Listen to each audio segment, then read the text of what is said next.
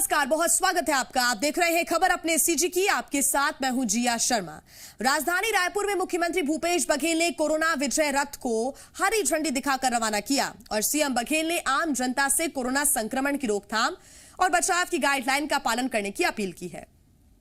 साथ ही उन्होंने कहा कि कोई भी लक्षण आने पर उसको नजरअंदाज ना करें। सीएम ने कहा कि कोरोना ऐसी बीमारी नहीं है जिससे हम लड़ ना सकें, लेकिन सावधानी जरूर हमें करनी है। इस मौके पर स्वास्थ्य मंत्री टीएस सिंहदेव, गृह मंत्री ताम्रध्वज साहू, मंत्री कवासी लखमा समेत कई बड़े नेता मौजूद रहे।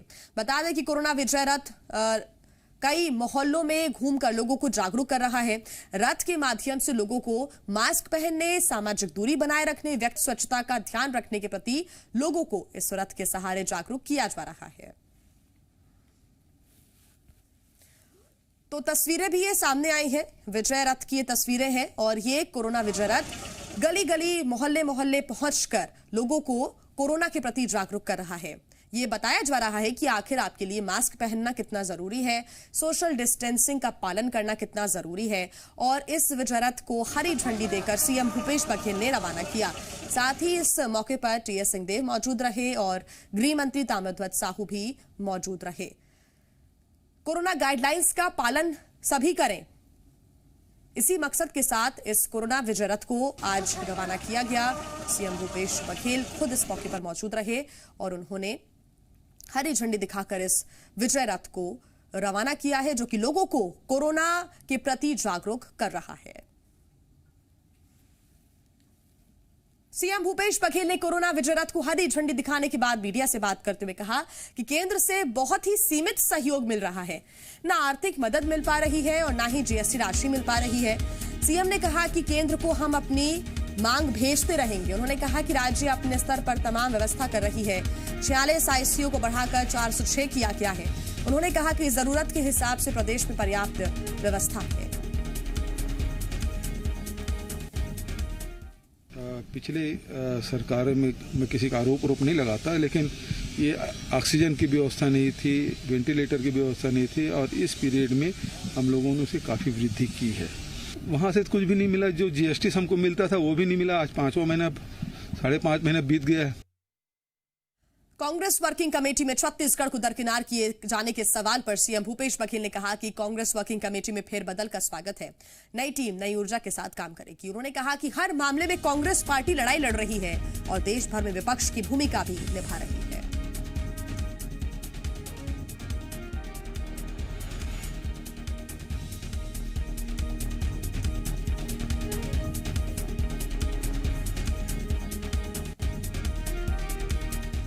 छत्तीसगढ़ सरकार कोरोना का हवाला देते हुए जेईई और नीट की परीक्षाओं का विरोध कर रही थी, लेकिन अब पीसीएस की मुख्य परीक्षा कराने जा रही है, जिसको लेकर बीजेपी और जेसीसीजे सरकार पर हमलावर हो गए हैं। बीजेपी का कहना है कि भूपेश सरकार से विरोध दर्ज कराने के लिए जेईई और नीट की परीक्षा का विरोध कर रही थी।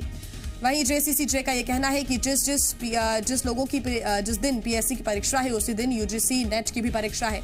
ऐसे में अभ्यर्थी दोनों परीक्षा एक साथ कैसे दे सकते हैं। अमित जोगी ने पीसीएस की परीक्षा की तारीख आगे बढ़ाने की मांग की है। कहा है कि कोरोना तेजी से फैल रहा है, क्या कोरोना का खतरा अभ्यर्थियों को नहीं होगा। तो विपक्ष के सवाल का जवाब देते हुए कांग्रेस ने कहा है कि प्रदेश में युवाओं को रोजगार मिलने से विपक्ष सख्ते में है। कांग्रेस ने कहा कि विपक्ष नहीं चाहता कि बेरोजगारों को नौकरी मिले और इसलिए परीक्षा का विरोध कर रहा है। केंद्र सरकार के द्वारा आयोजित परीक्षाओं में कोरोना के नाम पर विरोध करना और राज्य सरकार जब उसका आयोजन करती है तो क्या उस समय कोरोना का संक्रमण नहीं रहता है। राज्य सरकार वैचारिक रूप से संक्रमित हो चुकी है, उनको कम से कम इस तरह के आयोजन, इस तरह की परीक्षाएं जो हो रही हैं, चाहे वो केंद्र के माध्यम से हो, चाहे राज्य शासन के अधीन की परीक्षाएं हो, इस पर राजनीति करने से बाज आना चाहिए। मैं सरकार से, मुख्यमंत्री जी से निवेदन करता हूं कि जो बात आपने दिल्ली में कही है उस बात को कम से कम आप छत्तीसगढ़ में तो लागू करिए और ये जो पीएससी की परीक्षा है इसकी तारीख को आप आगे बढ़ाइए, उसको अभी स्थगित करिए। ये तो छात्रों की मांग थी कि इन परीक्षाओं को रोका जाए। कांग्रेस ने उनकी मांग का समर्थन किया, लेकिन भारतीय जनता पार्टी तो पीएससी की परीक्षा कराने का विरोध करने लग गई। भाजपा नहीं चाहती है कि बेरोजगारों को नौकरी मिले। कोरिया में मनेंद्रगढ़ विधायक पर एससीएल के मुख्य महाप्रबंधक के घर का पाइपलाइन काटने का आरोप है। विधायक विनय जायसवाल के खिलाफ पौड़ी थाने में शिकायत भी दर्ज कराई गई है। इस घटना से अफसर काफी आक्रोशित हैं, तो वहीं सोशल मीडिया पर एक वीडियो भी वायरल हो रहा है जिसमें विधायक खेद प्रकट करते नजर आ रही हैं। तो वहीं मुख्य महाप्रबंधक घनश्याम सिंह वीडियो में विधायक को फटकार रहे हैं और इस पूरे मामले में राजनीति भी शुरू हो गई है। बीजेपी के प्रदेश उपाध्यक्ष ने विधायक विनय जायसवाल पर तंज कसते हुए कहा है कि ऐसा काम ही क्यों करना जिसके लिए बाद में माफी मांगना पड़े। मैं उसको रिग्रेट कर रहा हूँ, ठीक है, मैं रिग्रेट एक्शन लिवाने आए हैं। नहीं हम जब बोल रहे हैं कि 4, 5, 6, 3 दिन जो है पंप चला है, वाटर सप्लाई हुआ है। बहुत ज्यादा बुरा लगा, मैं रिग्रेट कर रहा हूँ। ठीक है, मैं इतने लोग के सामने रिग्रेट कर रहा हूँ। ठीक है कि ये आपको बुरा लगा, इसलिए मैं रिग्रेट कर रहा हूँ। और अब खबर रायपुर से। यहाँ एक लोक कलाकार अपने बेटे के इलाज के लिए दर दर भटक रहा है। कलाकार हेमंत निषाद एक हॉस्पिटल से दूसरे हॉस्पिटल का चक्कर काट रहे हैं। हेमंत के बेटे का एक्सीडेंट हो गया है, सिर में गंभीर चोट आई है। इसके बाद से वो बेटे को लेकर सरकारी अस्पताल मेकाहारा ले गए, जहां से उन्हें बच्चे को डीकेएस अस्पताल ले जाने को कहा गया। जब वो यहां पर पहुंचे तो अब उन्हें यहां से फिर मेकाहारा जाने को कहा जा रहा है। लॉकडाउन में काम नहीं मिलने से हेमंत बेरोजगार हो गए हैं। ऑटो रिक्शा चलाकर परिवार का गुजारा कर रहे हैं। बता दें कि हेमंत निषाद न्यूटन और चमन विहार जैसे बॉलीवुड फिल्मों में भी काम कर चुके हैं। न्यूटन और चमन बहार जैसी फिल्मों में काम कर चुके छत्तीसगढ़ के लोक कलाकार अपने बच्चे के इलाज के लिए दरबदर भटक रहे हैं। हेमंत निषाद हैं और कल इनका और इनके बच्चे का एक्सीडेंट हो गया था, लेकिन कल रात से लेकर अब तक इन्हें इतने बार अस्पतालों के चक्कर काटने पड़े कि अब ये परेशान हो चुके हैं कि बच्चे का इलाज करवाएं कहाँ। मेरे ससुर एक्सपायर हो गए थे, वहाँ 10 गात्र में गए थे हम लोग। मैं हेमंत निषाद, तो वहाँ बाइक से हम लोग आ रहे थे, मैं और मेरा बच्चा था, स्लिप हो गई गाड़ी, तो बच्चे को ज्यादा ही लग गया। यहाँ पर पूरा हड्डी दिख रहा था, ब्लड इतना बह गया, मेरे दिमाग काम नहीं कर रहा था। मेरे को तो लगा वो ठीक है, बच्चा कुछ से खाया भी नहीं है। तो मतलब वहाँ खरोरा गए थे, खरोरा से यहाँ मेकाहारा रिफर हुआ, मेकाहारा से डीकेएस लाए, फिर डीकेएस से मेकाहारा, फिर मेकाहारा से फिर डीकेएस, अब डीकेएस से बोल रहे हैं कि मेकाहारा ले जाओ। 4 बार आपको इस अस्पताल से उस अस्पताल जाना पड़ा। क्या कह रहे हैं डॉक्टर, क्यों ऐसा बोल रहे हैं?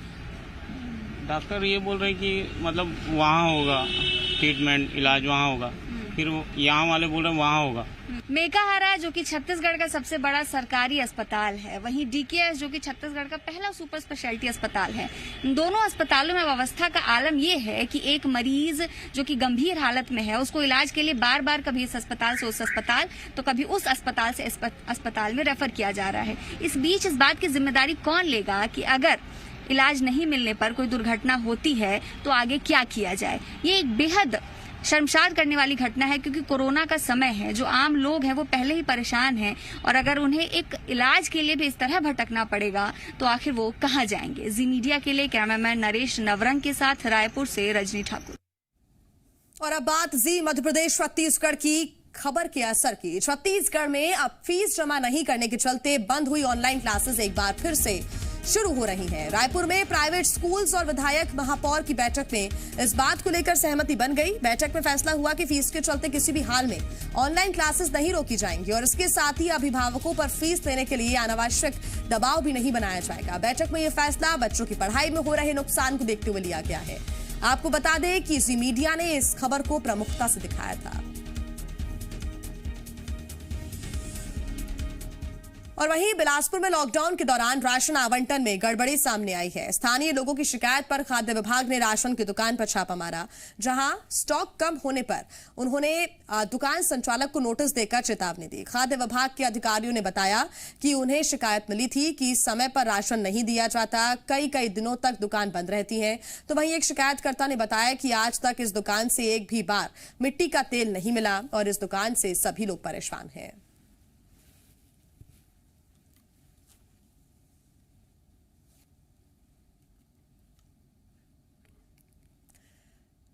6 सितंबर को हुए बालाघाट एनकाउंटर केस में छत्तीसगढ़ के वन मंत्री मोहम्मद अकबर ने लेटर लिखा। मध्य प्रदेश के सीएम शिवराज सिंह और गृह मंत्री को लिखे इस लेटर में अकबर ने उच्च स्तरीय जांच की मांग की और इस लेटर में अकबर ने लिखा है कि 6 सितंबर को 2 निर्दोष आदिवासियों चाम सिंह और नेम सिंह पर मध्य प्रदेश पुलिस ने बिना कारण गोली चलाई, जिसमें चाम सिंह की मौत हो गई। नेम सिंह पर निशाना चूक गया और इस घटना से इलाके के आदिवासियों में अब आक्रोश है। अकबर ने मामले में उच्च स्तरीय जांच और कार्रवाई की मांग करते हुए आवश्यक सूचनाएं उपलब्ध कराने की मांग की है।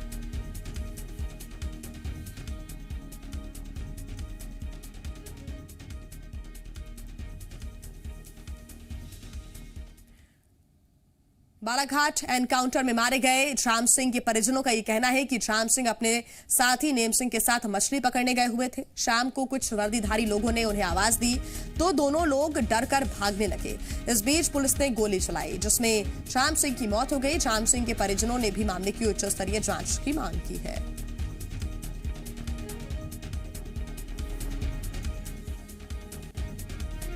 पहले तो दोषियों के ऊपर कड़ी से कड़ी कार्रवाई हो और कम से कम इनके भरण पोषण के लिए 1 करोड़ का मुआवजा राशि सरकार जो है दे और इनके परिवार को कम से कम नौकरी दे।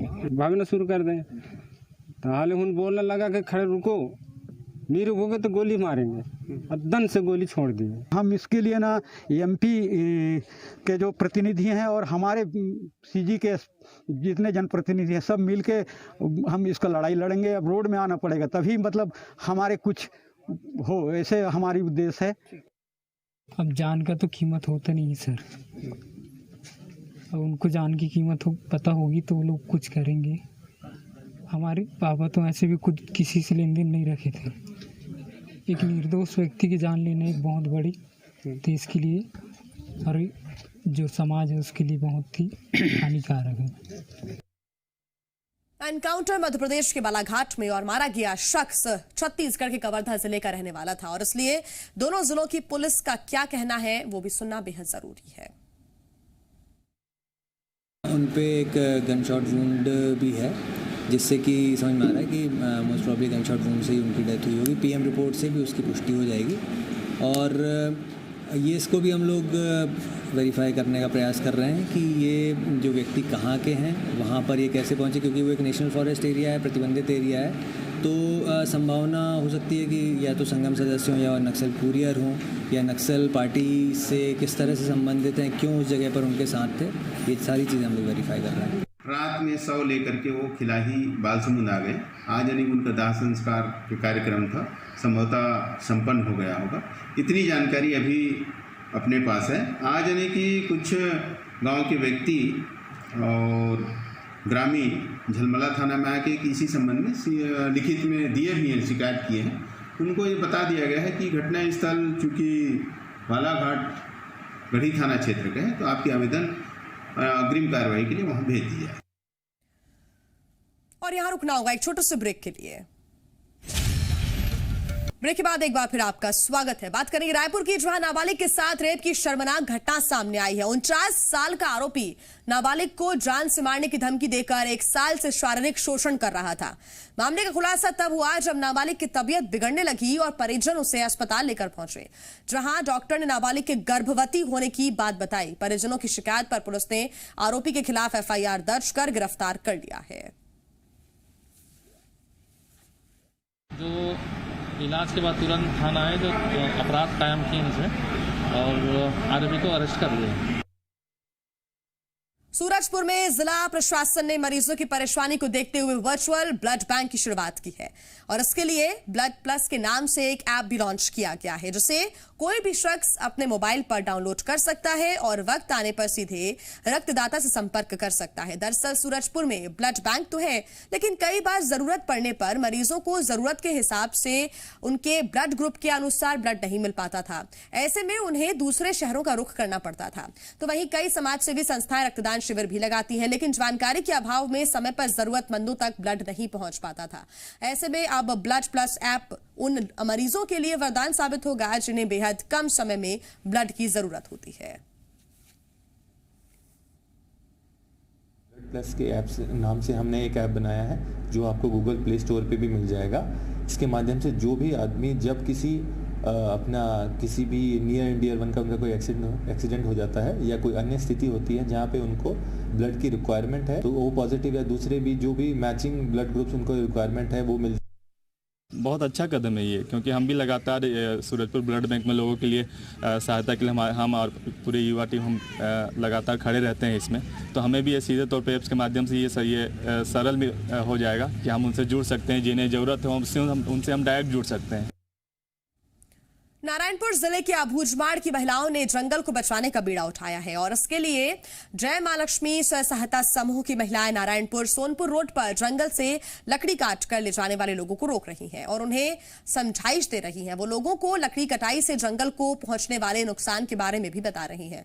महिलाओं का यह कहना है कि जंगल की कटाई होने से एक दिन जंगल का अस्तित्व खत्म हो जाएगा। जंगल से मिलने वाली जड़ी बूटी और कई सामान लोगों को नहीं मिल पाएंगे, साथ ही इससे पर्यावरण को भी बड़ा नुकसान होगा।